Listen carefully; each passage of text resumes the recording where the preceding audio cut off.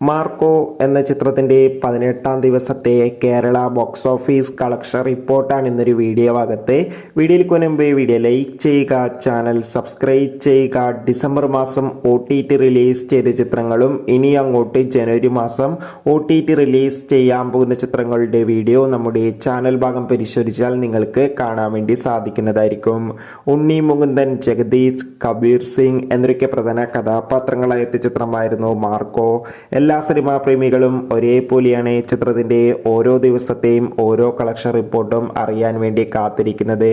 ചിത്രത്തിന് ഇന്ന് 18-ാം ദിവസമായ തിങ്കളാഴ്ചയും അതിഗംഭീരമായ ബുക്കിംഗ് തന്നെയാണ് കേരളത്തിൽ നടക്കുന്നത്.